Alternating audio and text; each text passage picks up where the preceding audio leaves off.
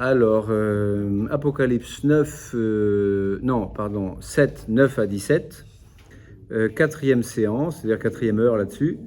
On en est quand même au verset, en fait, déjà, retour au verset 9, parce que vêtu de robe blanche, mais au sens, enfin, parce que il s'étend, il en parle à nouveau, donc il en parle à nouveau, donc au verset 13 et 14, là, ces gens vêtus de robes blanches, et puis ensuite au verset 14, donc ces gens qui, ils ont lavé leurs robes et ils ont blanchi dans le sang de la lèvre. Donc il y a une insistance certaine sur ce thème, donc des robes blanches. Donc, déjà vêtu, on peut déjà s'arrêter sur le mot vêtu, parce que ça veut dire ne pas être nu. Et être nu dans la Bible, c'est être honteux, comme Adam au paradis perdu. Donc la nudité, c'est déjà donc un signe, on peut dire, qu'on est en train de rater le paradis, donc de sortir du paradis même. Il a fallu que Dieu, d'ailleurs, les revête de peau de bête. Ils avaient déjà eux-mêmes revêtu des feuilles de figuier, ou je sais plus quoi, là. Enfin bref, donc ils étaient nus et ils étaient dans la honte. Parce qu'ils avaient perdu leur innocence. Parce qu'au départ, donc, ils n'en avaient pas besoin de vêtements. Mais là, donc, il y a besoin donc, de revêtir, non seulement des vêtements d'une manière naturelle, mais aussi de revêtir le Christ. Donc déjà, vêtu, revêtu par revêtu, non, nu, c'est-à-dire pécheur et chassé du paradis et être honteux. La honte de ta nudité, c'est déjà dans l'Apocalypse aussi. Eh bien, voilà, il y a déjà de quoi parler de tout ça. La honte de la nudité, c'est au chapitre 3, verset 18. Suis donc mon conseil. Achète-toi donc des habits blancs pour t'en revêtir et cacher la honte de ta nudité. Donc là, oui, ils sont vêtus. Et donc ils sont sauvés. C'est un peu la même chose aussi. Enfin, ils sont pas honteux, ils sont au contraire vêtus de blanc, c'est-à-dire glorifiés. Au chapitre, et en plus, le mot vêtu ici est au parfait en grec. Le fait d'avoir le mot vêtu, ça veut dire définitivement vêtu. Au parfait, c'est-à-dire c'est définitif. Voilà. Donc c'est un peu spécial d'avoir des vêtements définitifs, mais c'est comme ça. Donc définitivement revêtu, voilà, du salut finalement. Et confère 2 Corinthiens 5, 3 aussi, quand il nous parle donc d'être à la fois, de souhaiter, on peut dire, être revêtu sans nous dévêtir. 2 Corinthiens 5, 3, si toutefois nous devons être trouvés vêtus et non pas nus. Donc, voilà, qu'est-ce qu'ils mettent en note? Enfin bon, donc, peu importe, mais pour dire, voilà, il y a toute une thématique là qui traverse aussi la Bible depuis le paradis. Et là, c'est retour au paradis, justement. Le paradis perdu est retrouvé, et ça ne sera pas en se mettant donc à nouveau donc dans une situation d'Adam et en tenue d'Adam que l'on va retrouver le paradis. C'est en revêtant le Christ. Parce qu'il y a une espèce de propension des hommes à dire, on sait très bien qu'on est dans une nostalgie du paradis perdu. Tout le monde a ça au fond de son inconscient. On sait très bien que ça ne va pas et qu'il faudrait pouvoir que le monde aille mieux. Et comment retrouver ce paradis qui a été perdu? Et donc il y a des tas de gens qui essaient de 36 000 manières de retrouver le paradis perdu. Ce sera pas... C'est des fausses portes, ça, de se mettre en tenue d'Adam pour dire on devrait se mettre en tenue d'Adam puisque non, ça va pas marcher parce que donc on a déjà voilà, enfin c'est comme ça et on a acquis une seconde nature en quelque sorte. Et la manière de retrouver donc notre dignité humaine et notre paradis perdu, ça sera le Christ, ça sera le salut donné dans le Christ. Donc dans Dieu sauve. Et Jésus dit je suis la porte. Et si vous prenez une autre porte, vous allez prendre un mur parce que c'est des fausses portes. Et donc je mets dans le même sac assez facilement. Enfin bref, donc je parle de... Restons-en là. Donc paradis retrouvé, donc vous avez revêtu le Christ, ça c'est en Galates 3, 27. Galates 3, 27. Ça c'est sûr que... Ah oui. Donc c'est un peu plus loin l'Apocalypse, c'est le dernier livre, Apocalypse. Donc, commencez par la fin. Commencez par la fin et vous allez trouver le chapitre 9 du dernier livre. Et là, donc moi, je passe en plus d'un livre à l'autre, donc c'est sûr que c'est un métier. Hein. Galates 3, 27. Voilà. Mais j'aime mon métier. Vous tous, en effet, baptisés dans le Christ, vous avez revêtu le Christ. Voilà. Et quoi d'autre encore? Oui, du coup, 28. C'est-à-dire Galates 3, 27. Du coup, Galates 3, 28. C'est-à-dire, il n'y a plus ni juif ni grec, il n'y a plus ni esclave ni homme libre, il n'y a plus ni homme ni femme, car tous, vous ne faites qu'un dans le Christ Jésus. Et donc ce un, c'est aussi ces hommes de toute race, langue, peuple et nation, ne font plus qu'un. Voilà. Dans le Christ Jésus. Bon, donc peuple universel, donc comme on le voit donc ici. Mais donc c'est un autre thème, cette universalité, mais pour dire, elle est liée au fait d'avoir revêtu le Christ. On a tous, on peut dire, un uniforme, et uniforme, ça veut dire une forme, enfin une seule apparence, on peut dire, même s'il ne faut pas transposer bêtement, parce que le mot uniforme, donc c'est une connotation, mais pour dire, ils sont tous revêtus de la même robe quand même. Donc vous avez tous revêtu le Christ et vous ne faites plus qu'un dans le Christ. C'est en tous les cas la logique de Galates 3, 27, 28, quand il nous dit, vous avez revêtu le Christ et du coup, il n'y a plus de distinction à faire. Tous nous sommes un dans le Christ. Dans le Christ, hein. Il ne s'agit pas là aussi de trouver des fausses portes qui feraient donc des gommages de distinction forcément qui sont dans l'ordre de la nature, et il ne s'agit pas d'aller contre la nature des choses, y compris de cette nature donc blessée.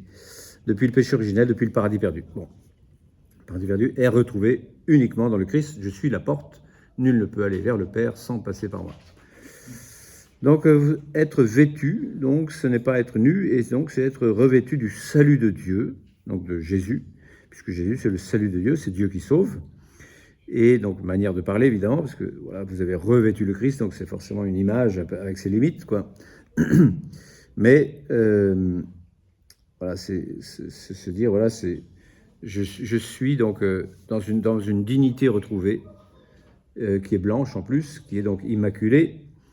Ça, on va le redire après, mais pour l'instant aussi, c'est important de se dire, le vêtement est aussi quelque chose qui nous qualifie. Donc évidemment, sur Terre, un peu trop, parce qu'on y attache beaucoup d'importance. Si on met des fringues avec des marques, alors là, pour les ados, par exemple, alors là, pour eux, ils sont qualifiés dans la mesure où ils mettent des Nike, quoi. Et donc, voilà, c'est s'attacher à de la superficialité incroyable, mais de l'immaturité. Mais c'est pour dire quand même, le vêtement, c'est ce qui nous permet d'être en société. C'est ce qui nous donne, on pourrait dire, l'apparence de nous-mêmes, on pourrait dire le visage, on pourrait dire déjà la fenêtre de l'âme, mais le vêtement donne aussi donc une idée de qui on est. Alors évidemment avec des a priori, des trucs comme ça, épouvantables, mais c'est pour dire, voilà, qu'est-ce que je mets ici? Le vêtement est aussi ce qui correspond à l'image qu'on donne aux autres. Et ici, donc, nous sommes tous habillés de blanc, donc pas seulement pour être uniforme, je ne sais pas quoi, c'est pas une uniformité, certes, puisque c'est tous un par un, mais voilà, plus on est du Christ et plus on se réalise soi-même dans son unité, son individualité, sa personnalité. Mais en tous les cas, réciproquement, au ciel, on se voit tous habillés de blanc, c'est-à-dire tous sauvés par le Christ. Le fait que Jean y revienne longuement, là, au verset 13 et 14, donc signifie que c'est une grande importance pour toute cette partie, puisque finalement toute cette partie est un petit peu... Enfin, il revient beaucoup, quoi. Pour dire, voilà, au ciel, on est revêtu de blanc. Et il y a même un dialogue à part, donc, avec le prêtre, là, le vieillard, là, l'ancien, le prêtre. Hein, donc, moi, je préfère dire le prêtre. Et donc, l'un des vieillards prit alors la parole et me dit... Ah oui, je ne suis pas allé jusqu'au bout de ma doxologie tout à l'heure, là, mais tant pis. Quand je dis... quand il y a une doxologie là, avec Amen, Amen au début, là, je suis passé tout de suite à robe blanche, mais j'ai oublié de signaler que, je sais plus ce que j'ai mis, ah oui, qu'il y avait donc 7 membres de doxologie, louange, gloire, sagesse, action de grâce, honneur, puissance et force à notre Dieu, ah oui c'est ça, je cherchais tout à l'heure le deuxième notre Dieu, je serai votre Dieu, vous serez mon peuple, donc pour cette doxologie-là, et 7, donc le chiffre 7 déjà dans l'Apocalypse et dans la Bible, ça veut dire une plénitude, une sorte de plénitude, voilà, de capacité de totalité, de représentation d'une totalité. Donc il y a une totalité qui est représentée ici, et vous avez la même à peu près au chapitre 5, là, au verset, la page qui précède, là. Digne est l'agneau égorgé, donc ça s'adresse à l'agneau égorgé, pas notre Dieu, mais il se trouve que c'est la même chose quand même, de recevoir la puissance, la richesse, la sagesse, la force, l'honneur, la gloire et la louange. Donc il y a des termes qui se recouvrent et qui sont les mêmes, mais pas tout à fait. Puis ensuite, en dessous, juste, donc ça c'est 5, verset 12, et puis au 5, verset 13, à celui qui siège sur le trône ainsi qu'à l'agneau, donc les deux en même temps là aussi, sous-entendu le fleuve de vie qui en jaillit, c'est-à-dire l'Esprit Saint aussi, mais bon. La louange, l'honneur, la gloire et la puissance. Donc là, il y a 4 termes. Bon. Pourquoi 4? Je ne sais pas, peut-être les 4 points cardinaux. Bon, une totalité, là aussi, on peut dire géographique, si je puis dire, parce qu'au ciel, donc il n'y a pas de points cardinaux. Mais donc ici, ce que je voulais souligner aussi, parmi les différents titres de louange et de gloire et de sagesse, et des choses qui sont propres à Dieu, bien sûr, que la sagesse, elle vient de Dieu, mais aussi il y a des choses qui sont propres à l'homme, c'est-à-dire l'action de grâce. Et il se trouve que l'action de grâce, en grec, ça se dit l'Eucharistie. Et comme par hasard, quand il y a 7, il y a 3 d'un côté, 3 de l'autre, et un milieu. Et donc, pour le chapitre 5, je ne souligne pas, mais ici j'ai envie de souligner quand même. Au chapitre 7, donc verset 12, vous avez donc 3 d'un côté, puis au milieu, action de grâce, c'est-à-dire Eucharistie, et puis 3 de l'autre côté, honneur, puissance et force. Quant à distinguer entre puissance et force, donc il y a peut-être l'aspect puissance, c'est-à-dire je peux tout, et puis force, c'est-à-dire je l'ai démontré, je l'ai fait actualiser, quoi, de la passage de la puissance à l'acte en philosophie.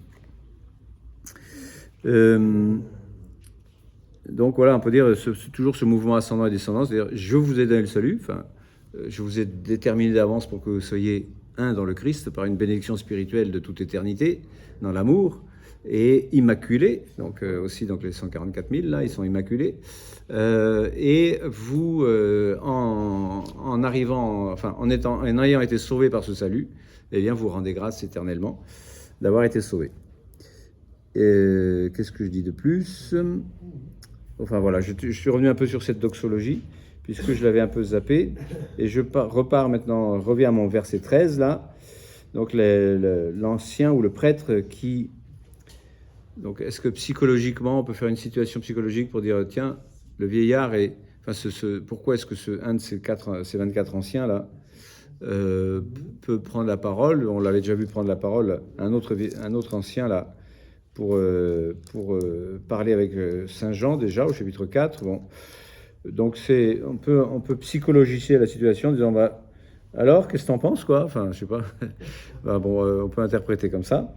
En tous les cas, alors ces gens vêtus de robes blanches, qui sont-ils? D'où viennent-ils? Donc leur identité et leur provenance. Et la réponse ne va pas être tellement sur leur identité, mais sur leur provenance. En tous les cas, moi de répondre, donc Jean qui répond, donc mon Seigneur. C'est-à-dire mon sieur, hein, mon seigneur, c'est en fait mon seigneur. C'est le même mot en fait. Hein. Donc ça veut dire, enfin une manière honorifique de s'adresser à quelqu'un. C'est toi qui le sais. Donc moi je le sais pas, mais toi tu le sais. Et donc c'est étonnant d'avoir ce genre de dialogue. Et on a ça souvent dans la Bible aussi, et spécialement dans des moments où Saint Gabriel parle avec Daniel, par exemple. On dit alors qu'est-ce que t'en penses? Et Daniel dit, en fait, c'est toi qui sais, c'est pas moi, quoi. Bon. Donc il y a des choses qui se ressemblent un peu dans la littérature qu'on appelle apocalyptique. Et donc un ange ou un être céleste qui doit expliquer davantage au visionnaire, quoi, à celui qui a la vision. Donc expliquer, ça veut dire aussi donner l'interprétation, c'est-à-dire donner le sens. Donc voilà qu'il y a une sorte de retour, enfin de dialogue. On dit, alors, il va falloir qu'on donne le sens de tout ça.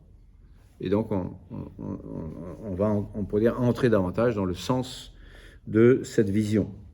Et c'est quoi le sens? Donc, il reprit, donc, ils viennent de la grande épreuve. Donc, on dit pas qui ils sont, mais on dit ils viennent de la grande épreuve. Donc, on donne au moins la réponse à la deuxième question, c'est-à-dire d'où viennent-ils? Ils viennent de la grande épreuve.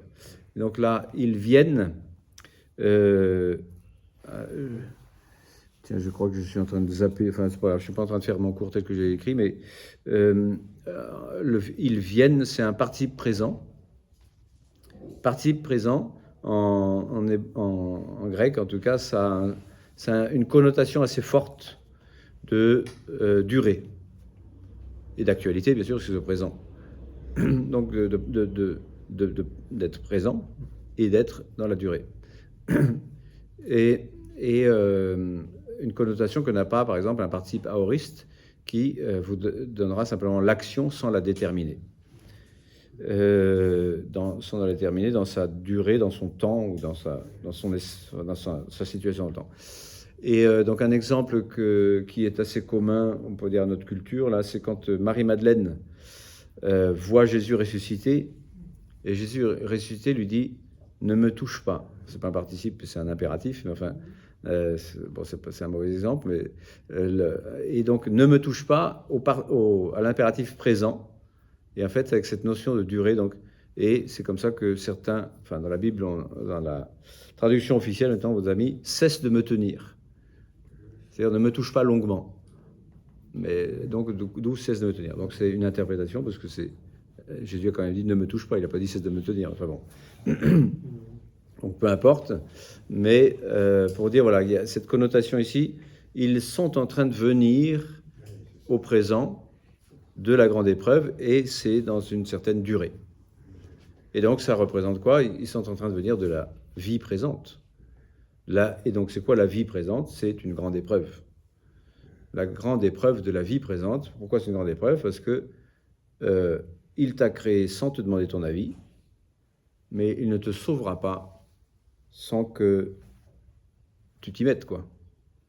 Sans qu'il y ait des épreuves pour que, finalement, à la fin, ce soit cette gloire-là, et non pas un truc je sais pas comment dire, un truc qui ne serait pas glorieux, quoi. C'est-à-dire que Dieu a conçu les choses avec les accidents de parcours qui sont quand même entrés dans son dessein providentiel, pour qu'à la fin, oui, ça soit une grande épreuve, mais qu'à la fin, ce soit glorieux. Parce que Dieu est glorieux.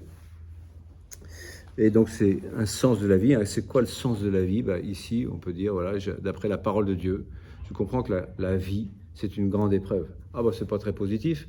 Oui, mais bon, si tu la passes, l'épreuve, après, ça va mieux. c'est mieux que de dire, tout cuit, t'es un fils à papa, tout te tombe dans le bec tout seul, et t'as rien à faire de ton côté. Et non, c'est pas ça la vie. Et parce que les fils à papa, on sait que ça finit par s'autodétruire, quoi. Enfin, on sait. Je veux dire, ça peut arriver qu'effectivement, celui qui a... enfin, voilà, quand on te dit tu as été trop gâté dans ta vie, toi. Et gâté, on dit gâté pourri. Donc, pour dire pourri, ça veut dire ça va pas.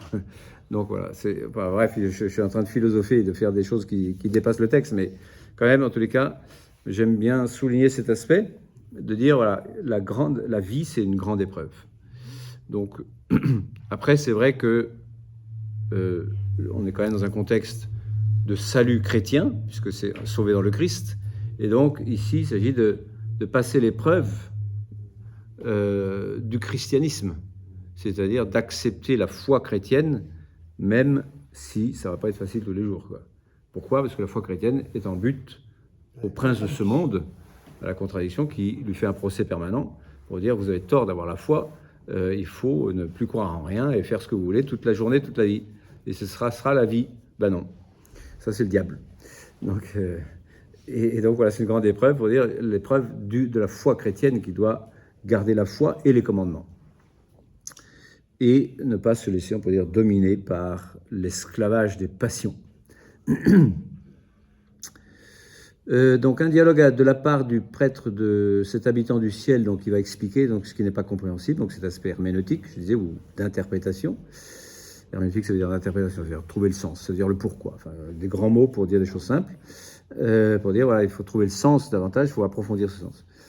Donc, la grande épreuve, donc, c'est la vie, c'est pas seulement le martyr, parce qu'on peut dire la grande épreuve, la grande tribulation du martyr. Et en effet, si je me réfère à Apocalypse 1.9, l'Apocalypse 1.9, on nous donne une sorte de contexte de ce que c'est que la foi chrétienne, quand il dit « Moi, Jean, votre frère et votre compagnon, dans l'épreuve, la royauté et la constance en Jésus. » Donc, quand on vient de la grande épreuve, on a à la fois l'épreuve, donc la tribulation, les difficultés, mais en même temps, donc, la royauté dans le Christ, mais à condition de rester dans la constance. Constance dans la tribulation pour un jour être dans la royauté. Ça, c'est tout début de l'Apocalypse au chapitre 1, verset 9. Donc, trois éléments qui sont bons de mettre ensemble pour dire c'est un chrétien, c'est quoi? C'est quelqu'un qui est à la fois dans la tribulation, parce que ce ne sera pas facile tous les jours, mais ça c'est pour tout le monde, mais spécialement quand on est chrétien, constance et royauté. Royauté qu'on a déjà, donc, puisque par le baptême, nous avons été déjà intronisés en quelque sorte comme prêtres, on a vu ça tout à l'heure, un royaume de prêtres, donc des prêtres et des rois en même temps, prêtres, rois et prophètes, c'est-à-dire celui qui parle au nom de Dieu. Ce que j'arrête pas de faire là. Enfin, j'espère que ce ne soit pas que au mon nom. Voilà, donc je relis 1, 13 à 16. Donc de ce... pardon. Ah oui, 1, 13 à 16. Pourquoi je... 1, 13 à 16. Pourquoi? Je ne sais plus. Au milieu de 1... Ah oui, la première vision du Christ ressuscité. Pour expliquer un peu la blancheur de ce vêtement-là, qui est une allusion, bien sûr, enfin, bien sûr. La blancheur, c'est le fait d'être immaculé, sans tache, d'être revêtu, on a vu, pas nu, et puis la blancheur aussi du Christ ressuscité. Et ça, je vais me référer donc à 1, 13 à 16, même s'il n'y a pas le mot blanc, il n'est pas loin. 1, 13 à 16. Apocalypse 1, 13 à 16.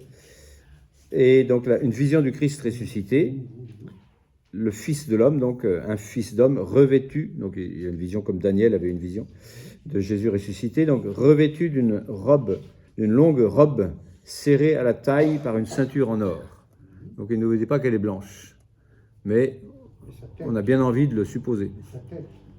En tous les cas, sa tête avec ses cheveux blancs, comme de la laine blanche, comme de la neige, donc d'une blancheur éclatante, et ses yeux comme une flamme ardente, etc. Donc pourquoi jusqu'au trait d'encre? Pour dire toute cette vision du Christ ressuscité. Ah oui, dans sa main droite, il a 7 étoiles et de sa bouche 7 étoiles, donc là aussi c'est assez brillant. Et de sa bouche sort une épée acérée, donc c'est la parole de Dieu, donc il ne faut pas trop se le représenter physiquement, à double tranchant. Toutes les représentations de l'Apocalypse en général tombent un peu à côté, puisque même s'il y en a qui essayent de faire des tas de représentations, l'Apocalypse, on va dire, c'est difficile à représenter en 2D. Encore plus en 3D, mais en 2D, c'est-à-dire, voilà, donc quelqu'un qui a une épée à double tranchant qui sort de sa bouche, non merci. Donc pour dire, voilà, il est en train de voir que Jésus est la parole de Dieu, et que cette parole de Dieu est comme un glaive à double tranchant qui sépare le bien du mal. Et c'est ça. Donc, bon. Et comme le soleil, son visage est comme le soleil qui brille dans tout son éclat. Donc voilà, s'il n'est pas blanc, peut-être de sa robe, c'est tout comme quand même, hein, parce qu'il est quand même assez brillant. Donc il est d'une luminosité qui est donc insoutenable même à l'homme, puisque à sa vue je tombais à ses pieds comme mort, donc comme avait fait Daniel aussi, mais il posa sur moi sa main droite en disant « Ne crains pas, je suis le premier et le dernier », donc l'alpha et l'oméga, le commencement et la fin, le principe et la fin de toutes choses, donc je suis le vivant, donc, sa résurrection. Je fus mort, mais voici, vivant je suis. Vivant je suis, donc Eimi. Donc pour dire, pas seulement me voici vivant, comme il traduit ici, mais voici vivant je suis. Je suis le vivant. Pour les siècles et les siècles, détenant la clé de la mort, ou du Sheol, quoi. Enfin, la clé de la mort et de l'enfer. C'est moi qui ai toutes les clés, c'est moi qui ai toute puissance, même sur l'enfer. Je ferme, personne n'ouvre, j'ouvre, personne ne ferme. C'est moi qui commande. Même si on peut dire, Seigneur, tu as laissé ouvert. Ben oui, mais c'est vous qui avez laissé ouvert. Arrêtez de dire que c'est de ma faute. Même si c'est moi, j'ai le pouvoir de dire, oui, plus grande épreuve du fait que plus grandes sont les démons, parce que plus grandes sont les ouvertures que vous lui faites, mais quand même, c'est quand même moi qui gère et j'ai un plan. Donc, foi, on peut dire en ce plan. Donc voilà, bref, en tous les cas, il vient de cette grande épreuve. Donc je disais, voilà, on suppose en tous les cas que Jésus est peut-être dans ce vêtement blanc, Jésus ressuscité en tous les cas comme blancheur éclatante, visage comme un soleil, il est lui-même la source de la lumière. C'est comme ça que j'ai envie de le voir. Et puis donc nous qui sommes revêtus de blanc, c'est parce que nous reflétons, nous avons donc participation donc à cette résurrection du Christ qui donc nous a donné ce lavage, puisqu'il est question de lavage, donc je l'avais lu tout à l'heure au chapitre 1, verset 5, là, le Christ Jésus, le témoin fidèle, le premier-né d'entre les morts, le prince des rois de la terre, il nous aime et nous a lavés de nos péchés par son sang. Donc presque même phrase, on peut dire que celle qu'on vient de lire là, c'est donc ceux qui viennent de la l'épreuve, ils ont lavé leurs robes et les ont blanchis dans le sang de l'agneau. Donc laver, ça veut dire rendre tout blanc dans le sang, c'est-à-dire dans le fait que le sacrifice de Dieu, du Fils de Dieu, donc qui nous aime, a été donc une grâce de salut. Et plutôt que de voir le rouge du sang qui ne peut pas laver et rendre tout blanc, là aussi l'image elle a ses limites. Donc on passe par-dessus l'image et se dire en fait, ce sang et cette eau qui ont jailli du cœur de Dieu, finalement c'est cette source limpide comme du cristal, comme le voit donc Genèse, pas Genèse mais le contraire, c'est l'Apocalypse, enfin le contraire, l'autre bout. Puis l'ange me montra le fleuve de vie, limpide comme du cristal, qui jaillissait du trône de Dieu et de l'agneau. Donc là, il n'est pas question encore de ce fleuve de vie, mais on a quand même le trône de Dieu et de l'agneau, et ce fleuve de vie donc qu'a vu Ézéchiel. Ézéchiel dit, en effet, partout passe ce torrent qui sort du côté droit, c'est-à-dire du sang et de l'eau du corps du Christ, du cœur du Christ, eh bien, chaque personne qui est touchée par ce sang et cette eau, eh bien, est lavée et devient limpide comme du cristal, quoi. Enfin, devient pure. Voilà. Enfin bref, donc l'image d'être lavé dans le sang, ça ne nous parle pas, mais il faut passer par-dessus l'image, se dire oui, c'est un fleuve de vie limpide comme du cristal qui a jailli du trône de Dieu de l'agneau. Et donc voilà, j'ai fait allusion donc j'ai lu Apocalypse 22, 1. Et Apocalypse 22, 2 cite Ézéchiel 47, qui est tout un chapitre entier sur ce phénomène incroyable de ce fleuve de vie qui jaillit du côté droit du temple, c'est-à-dire finalement le temple dont il parlait, c'était son corps ressuscité et reconstruit en 3 jours, et ainsi donc de ce corps ressuscité du côté droit, c'est-à-dire de son cœur ouvert, eh bien il y a ce fleuve de vie qui lave tout, qui assainit tout, qui vivifie tout, qui sanctifie tout et qui guérit tout. Amen. Donc déjà 28 minutes que je parle. La blancheur de nos robes baptismales. Donc vous savez que dans le rite du baptême, il y a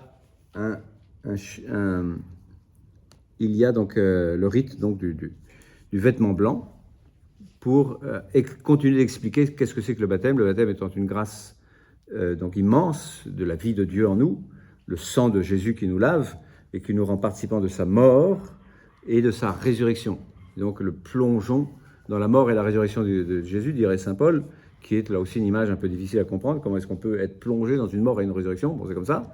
Et pour dire, voilà, on est participant de sa mort, qui est une mort au péché, et participant de sa résurrection, qui est une résurrection à la vie nouvelle d'être revêtu de blanc pour l'éternité, définitivement, sauf si on jette son vêtement, parce que sur cette terre, dans la grande épreuve, un jour on peut bazarder son baptême ou remettre des tâches telles qu'on le fiche en l'air. Mais heureusement, il y a un autre sacrement qui s'appelle la confession, qui nous redonne la grâce du baptême. Et donc cette blancheur de nos robes baptismales, surtout parce que c'est pas que baptismal ici, c'est pas que le sacrement qui nous purifie, c'est le fait donc de la conscience est purifiée déjà par le baptême bien sûr, mais ça suppose de lire 1 Pierre, mais je vais d'abord lire Éphésiens 5, 26, 27. Éphésiens 5, 26, 27, donc Éphésiens, donc vous savez, c'est une sorte de traité de saint Paul sur tout le système, toute l'économie et toute une synthèse, si vous voulez, sur le mystère du salut dans le Christ Jésus. Et au chapitre 5, verset 26-27, qu'est-ce qu'il nous dit? Il nous dit quoi? Voilà, le Christ donc s'est livré à purifier son Église. Il s'est livré pour l'Église. Donc voilà, pour dire, il a aimé son Église. Il l'a aimée au point de donner sa vie pour elle. Et ainsi, il a pu la laver dans son propre sang, ou la faire même naître de son côté, comme Ève était née du côté d'Adam, et afin de la sanctifier en la purifiant par le bain d'eau qu'une parole accompagne. Donc ce bain d'eau qu'une parole accompagne, donc Saint Paul se réfère au baptême, au sacrement du baptême. Il faut à la fois une parole qui dit « je te baptise au nom du Père et du Fils et du Saint-Esprit » et un geste qui est donc cette eau qui, au moment où elle te touche, eh bien c'est l'Esprit Saint qui s'engouffre et qui fait habiter donc la Trinité en ton cœur. Car il voulait se la présenter à lui-même toute resplendissante, cette Église, donc l'Église des baptisés, l'Église de ceux qui sont tous revêtus de blanc, donc elle-même l'Église blanche, quoi. Il voulait se la représenter toute resplendissante, sans tache, ni ride, ni rien de tel, mais sainte et immaculée. Donc cet aspect d'être immaculé, donc sans tache, voilà donc tous ces gens qui sont sauvés là, ils ont blanchi leur robe dans le sang de l'agneau, ils sont par la croix de Jésus, par le baptême, par la foi, par la pureté de la conscience, et bien par la participation à la mort sanglante et à la résurrection du Christ, qui est donc ce soleil invaincu là, ils ont lavé leur robe, ils ont blanchi le sang de l'agneau, donc pour dire que la source de cette blancheur donc est la mort et la résurrection du Christ. Et ça, vous l'avez aussi donc en 1 Pierre 1,19. Je vais aller lire 1 Pierre 1,19 et 1 Pierre 1,19. Vous avez été donc lavé et affranchi, non pas seulement lavé, mais affranchi, c'est-à-dire que vous n'êtes plus esclave, vous êtes libéré, par un sang précieux, comme d'un agneau sans reproche et sans tache, le Christ, discerné avant la fondation du monde. Aussi, ça rejoint Éphésiens que je vous disais tout à l'heure, c'est avant la fondation du monde, le Seigneur a eu ce projet de nous laver dans le sang de l'agneau.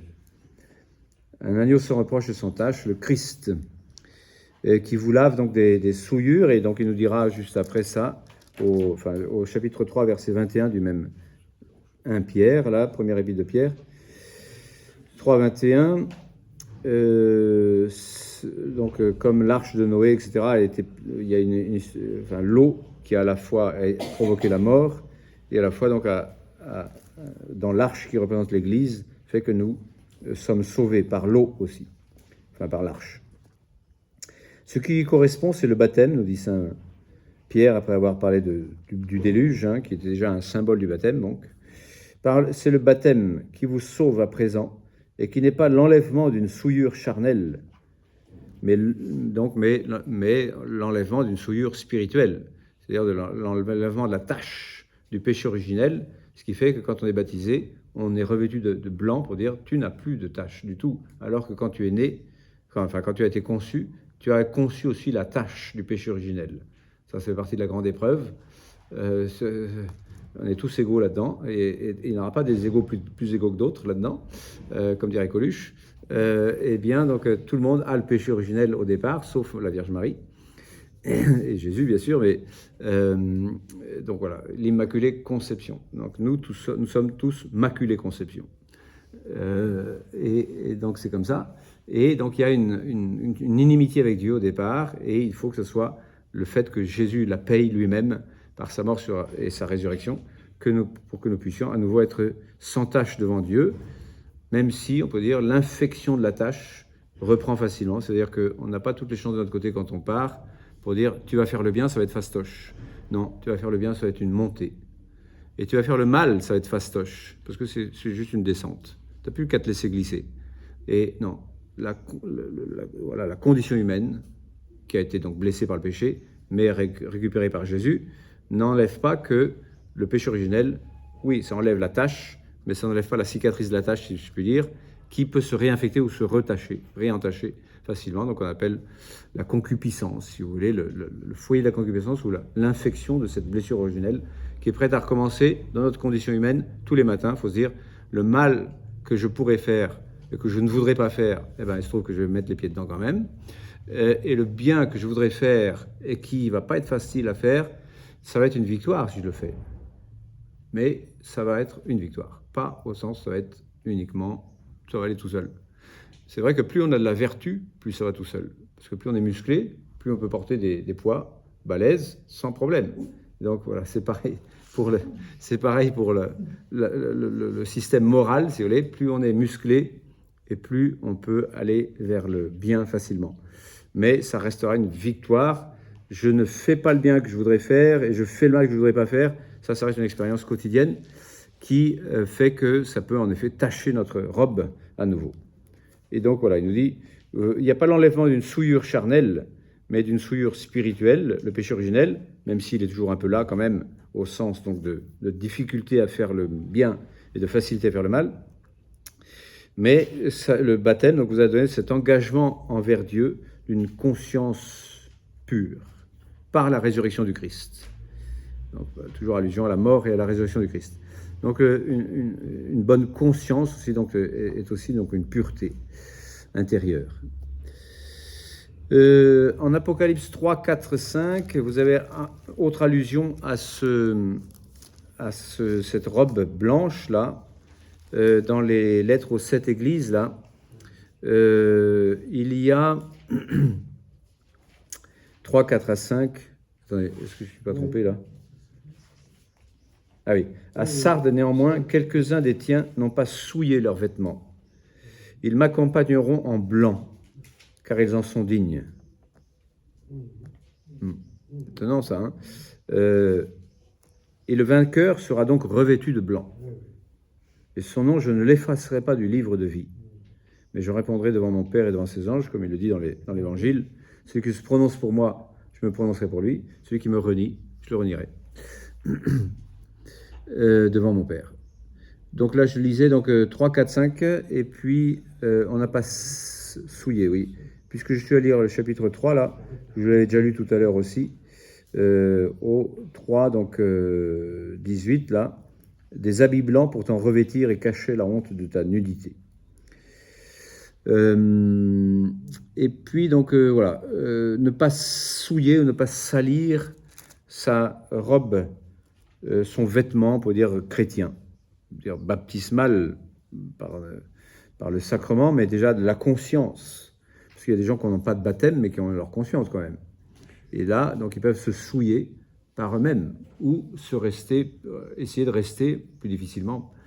Parce que quand on n'a pas une conscience bien éclairée, on fait des trucs où c'est plus facile, on pourrait dire, de s'entretuer. Et en disant, bah non, c'est ma conscience qui me dit que j'ai le droit de tuer les autres parce qu'ils ne sont pas de la même religion que moi. Non, mais ça, c'est si tu avais une conscience, on pourrait dire, à peu près naturelle et non pas mal formée, tu ne pourrais jamais penser comme ça. C'est pas humain. Ah ouais, mais moi, je suis plus qu'humain. Ah ben non, tu es humain. Tu as les deux pieds sur terre comme moi, non? On devrait être à peu près égaux. On est tous fils du même père. Bon, bref, je m'énerve. Donc, sans tache, donc immaculé, donc 14.4. 14.4.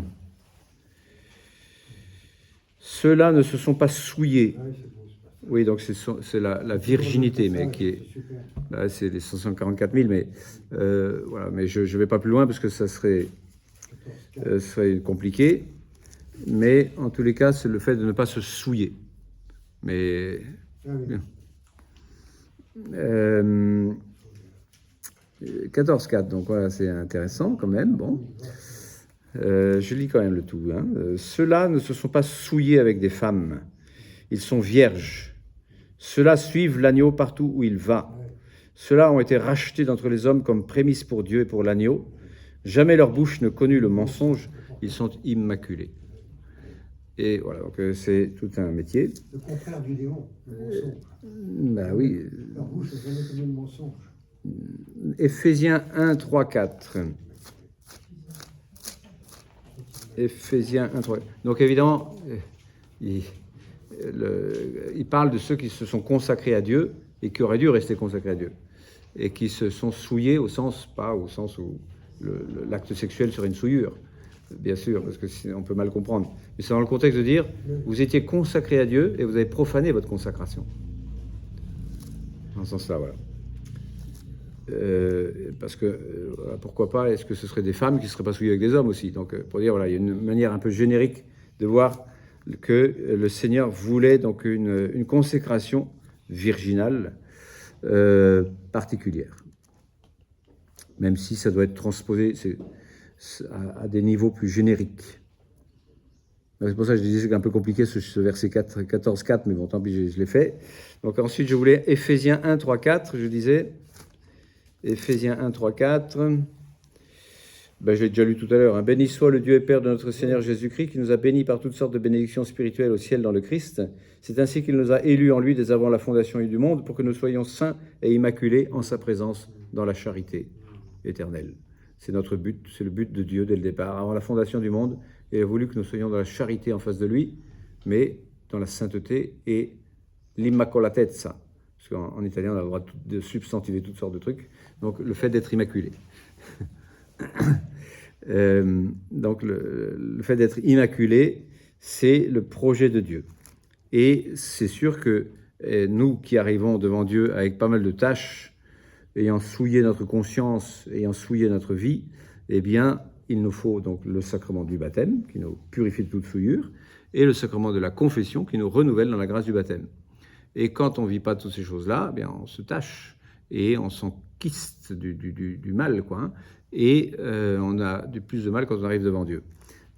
Mais après, donc, il faut faire du purgatoire, c'est-à-dire une purification de tout ce qu'on n'aura pas purifié sur terre par le sang de l'agneau, c'est-à-dire par les sacrements.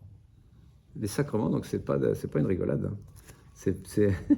Si Jésus les a inventés, c'est pour qu'on les reçoive. On doit passer par le purgatoire, je crois, parce que rien de souillé, ça aussi est... Oui, donc tout le monde doit plus ou moins passer au purgatoire, mais certains sont déjà tellement saints qu'ils n'auront pas besoin de faire du purgatoire. C'est des martyrs. Comment ? Les martyrs.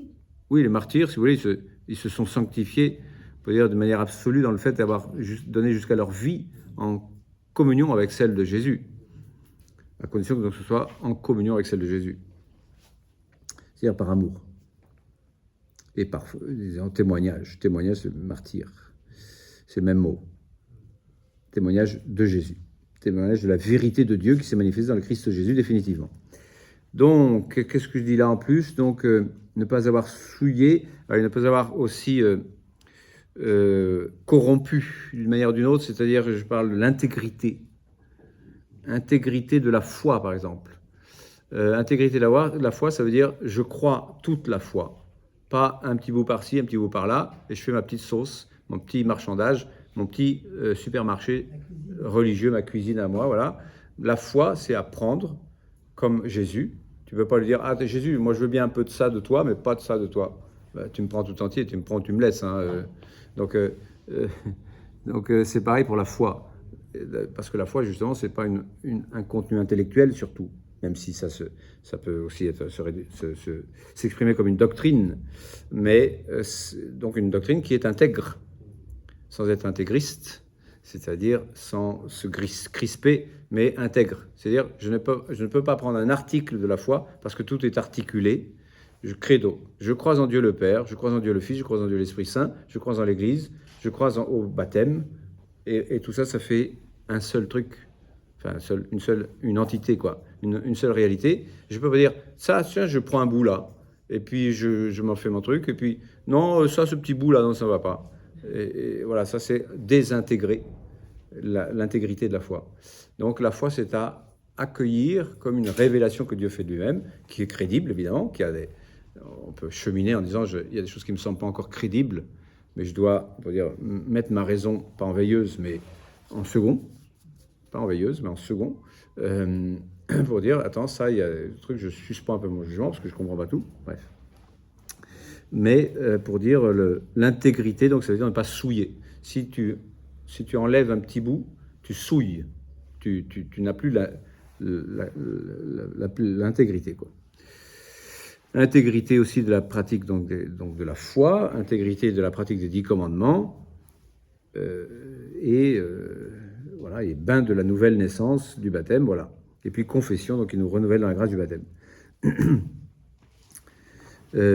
Jésus dira, déjà vous êtes purs, de la pureté que je vous donne moi par le fait que vous avez accueilli ma parole et que cette parole a déjà purifié votre cœur par la foi au Christ Jésus. Le fait d'avoir la foi nous purifie. Mais donc évidemment pas sans les 10 commandements, parce que ce serait trop fastoche de dire « Ouais, j'ai la foi, mais j'ai pas les œuvres. » Ben, si tu n'as pas les œuvres, tu n'as pas la foi non plus. Parce que montre-moi ta foi sans tes œuvres, moi je te montrerai ma foi à travers mes œuvres. Saint Jacques. Et sachant que Saint Paul et Saint Jacques ne parlent pas de la même chose, Oui. parce que Saint Jacques parle des œuvres de la charité, tandis que Saint Paul parle des œuvres de la loi. Et que ces œuvres de la loi ne servent pas pour acquérir le salut. Mais quand tu as la foi, elle opère par la charité. C'est dans Saint Paul, ça. Galates 5, 6. Donc je m'adresse à l'aile droite, là. Pour pas dire gauche. Donc peu importe. Donc, alors, oui, donc j'ai cité tout à l'heure, il est déjà 46, donc je vais peut-être m'arrêter là quand même. Sur cette robe blanche, j'en avais encore à dire, et sur les palmes à la main aussi, tout ça, j'ai encore des choses à dire. Mais comme ça fait déjà 46 minutes et 27 secondes que je parle, je vais vous faire grâce du reste pour aujourd'hui. Et donc on se retrouve donc le 22 ou le 21, je ne sais plus, samedi 22 juin, pour essayer d'avancer un petit peu plus. À bientôt, merci.